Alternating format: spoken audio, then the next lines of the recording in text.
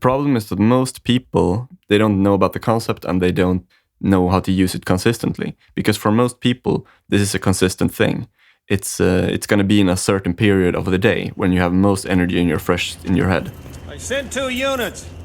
They're bringing her down now. No, Lieutenant, your men are already dead. The future is approaching faster than ever. Technological change is speeding up, and your already maladapted evolutionary mismatches are multiplying. In the future, the current version of you is already dead. The way around that is to keep learning, keep evolving, mentally, psychologically, physically, and financially. Hi and welcome to Future Skills, the podcast devoted to making you future-proof. Your hosts are me, Ludvig Sunstrom, and Karl-Mikael Syding. In this episode, what we'll talk about is biological prime time, and this is a super important concept. It's probably the most important productivity tip if you're not already using it. Just as you have good days and bad days, you also have good hours and bad hours within a day. That's what biological prime time is all about. It's about finding those high productive hours that you can utilize for making your absolute best work. Yeah, exactly. And the problem is that most people don't know. First of all, they probably don't know the concept of biological prime time. They're like, oh, I'm in a good mood. But they don't know about the concept and they don't know how to use it consistently. Because for most people, this is a consistent thing. It's going to be in a certain period of the day when you have most energy and you're fresh in your head. And for most people, it's going to be in the morning. I definitely had no idea about this concept before meeting you. I just thought you just power on throughout the day. If the day is full and you have a lot of things you need to get done, you just do it 14, 16 hours, 18 hours straight, whatever it was. But I had no idea about this concept. I guess it worked out pretty good for you anyway. But maybe even better if you'd known it. Yeah, and I think that on the one hand, if you identify your biological prime time and you make sure your most creative work is put in within those hours, that's one very important thing of using this for. The other one is that utilizing your biological prime time during your bad days is even more important because you'll probably get absolutely nothing done unless you utilize the small peak that you actually get on your bad days during your BPT. Right. Yeah, I definitely think that's true for me. If I have one of those bad days and I don't have a lot of energy, then I just try to do one thing during maybe 2 to 4 hours, and then that's basically it. Then I've at least done something. But I know that even if I try, I'm probably not going to get much more done than that because my attention is just going to wander. All right. So how do you know when your BPT is? I don't know. It's something you have to learn, but for most people it's going to be about 1 hour after waking up in the morning and then about 4 hours going forward, so before lunch. That's the most normal. It's also different. Some days you might have more than 4 hours, other days it might be less, but 4 hours is that's about the average. And that's more or less how it is for me now. But when you and I first discussed BPT, I thought it was in the nighttime. And that's just because I remembered that I used to be alone in a very quiet room and programming, coding when I was a teenager. And that was when I really hit productivity peaks. But either I must have changed, or the reason I was my most productive at those hours when I was younger is simply because that was the only time I could be alone and it was completely quiet. I see. That's pretty interesting. I think you know the whole idea of being a night owl or someone who's an early bird. Those two concepts in popular culture, you know, those two expressions, they kind of signify when your biological prime time is. Yeah, and even if most people seem to be morning people, and actually quite a few people who claim to be night owls really aren't, there at least are these two types. So just feel free to experiment and find out when your best hours are. Yeah, the important thing is just to pay attention to this and think about it and try to find the pattern. And it shouldn't be too hard. And keep in mind that it's roughly 4 hours. So I guess the really important thing to remember is that you have roughly 4 hours every day where you should do uninterrupted work. And as long as you do that, then you've done the best that you can every day. And make sure to start with your most important and value-creating stuff, where you need your creativity and your focus and your ability to do really deep and meaningful work. Oh, yeah, right. It's like you don't want to do errands during your biological prime time. You should do stuff that scales or work on your number one priority, like you said. Yeah, it's always tempting to start tweeting clever tweets or to, I don't know, play video games or answer emails. That's always tempting, but you definitely do not want to squander your 3-4 best hours during the day for those kinds of tasks, which you can do almost while you're sleeping. Yeah, exactly. And the point is, if you start doing it, then you'll want to continue because the barrier of entry is so low, and then it's so fast rewarding. Whereas working on important stuff usually requires that you work up the concentration. So there's like a bit of resistance in the beginning that you have to push through. So, for example, if you're doing research for a book or an essay and things like that, that is exactly what you should use your BPT for. Yeah, you and me, we both write. Everyone who's listening to this probably doesn't consistently write, but if you've ever written a really like difficult essay or a book or something like that, then you know how difficult that stuff is to do unless you're really focused. Like in the morning or when you're drinking coffee or something, it's very hard to do it in the afternoon. It's like nothing qualitative gets done. No, exactly. You often have to be focused and concentrated for maybe hours or at least many minutes in a stretch. And during that time, you maybe are forced to keep several concepts at the top of your head at the same time, right, and then formulate it and get it down on paper. And if you are interrupted, everything disappears. And interruption could be something from the outside, but it can also be just your own brain interrupting you, unless it's during your BPT. Don't ever interrupt me while I'm conducting business, you little chicken ass.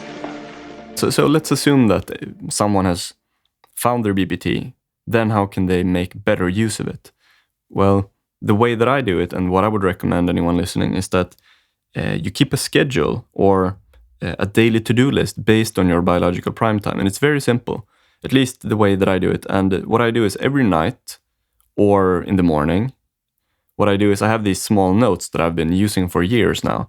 And like I have one in my pocket now. And it's a small note, so you can't write too much on it, right? So you have a constraint by that simple fact. And then the first thing you write, number 1 on, is the task that you're going to do immediately in the morning when your brain is warmed up and you're in your biological prime time. That's the number 1 thing to do each day, and that's what I put on top. And then after that, I might put other stuff for errands. But as long as I do that and I plan it, then it's more likely that I will do it because then I prime myself to do it. There are several things here that fit neatly into place. One is that during preparation, when you write your to-do lists the day before, that calms the mind, it clears your mind and makes it easier to fall asleep, knowing that you are in control and you're prepared for the next day. Yeah, it's very hard for me to sleep unless I know what to do the next day. And once the next day arrives, as soon as you get up, you know exactly what to do. You know exactly what your priority number 1 is. You don't have to start browsing through lists and making choices, making decisions and wasting time or energy on that. You just start right away on the priority 1, fully knowing that further down your to-do list are the things that you just need to tick off later on in the day, but they are not in any way urgent. Yeah. How do you do this? Do you also do something similar, or? Yeah, I have something in that direction. I know many people say that you should not have your to-do list in your commonplace, but my commonplace is a little bit differently structured. So, for example, I have 3 master documents all collected in one overview notebook, and one of these is a long to-do note in which I have categorized various projects I'm doing. And one is priority 1. And I constantly come back to this note and update it. But for very long stretches of time, the priority one is always the same thing. Right now, it's writing on my book. So I know I really don't need to open that document. But anyway, priority number one is writing on my book. So anytime I have a good day or I have my BPT freed up, I start writing my book. And then further down the list, I have priority 2 and priority 3, and also a list of what I'm doing now. Those things, they aren't urgent in any way, but they could become urgent because those are things that pretty soon should be finished. So what I do is I use this document for creating my to-do lists. Since this is a slow-moving, low intensity to-do list, right. And I pick things from it to create the urgent daily to-do lists. So it's like a list of the ongoing projects or whatever, and then you choose from that. Yes, and I also use this note to plan my life in a big picture. Well, I'm not sure if you've run into this, but sometimes you just say yes to a lot of projects, and suddenly you realize that there are more projects than time. And I use this note for actually recording and planning how many hours a week I have to allocate to different projects, and just make sure that it all fits within a 168-hour schedule for a week, including sleep. So like a brief recap, your the way that you do this, the structure is you have 3 things. You have your life planning document with the projects. Then you have your daily or weekly to-do note thing. And then you have your, I don't think you mentioned it now, but you have also a disaster box. Yes, it doesn't really fit into the other 2 categories, but it's there if something, a force majeure happens, something that just throws everything up on end, and I need to react quickly. It could be like losing my wallet or something like that. Or if the house burns down, then I'll go to my disaster box and just make sure I have all the phone numbers I need, all the insurance documents, everything that I need to just get back up on my feet again. Yeah, I hate it when my house burns down. No, I'm just kidding. That's a really good idea, actually. Anyway, my structure, it guarantees that I can quickly continue on a project that's appropriate for my current state of mind. So if we do like a really brief recap of the big idea here, it is that there's a certain period each day, your biological prime time, about 4 hours, where you can do highly productive stuff. And you should not waste that or squander that time on Facebook or whatever. You should work on the most important project. And if you can do that, then you've probably gotten the most important thing done that day. And then the rest is less important. Yes, so make sure that you identify your BPT, and then 2, that you actually utilize it. Yeah, start paying attention to roughly the 4 hours each day when you have the most mental clarity.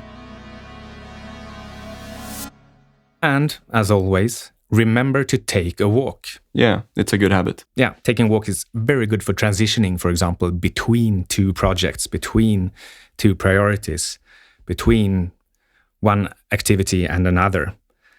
And not least, it's not good to sit down for too long.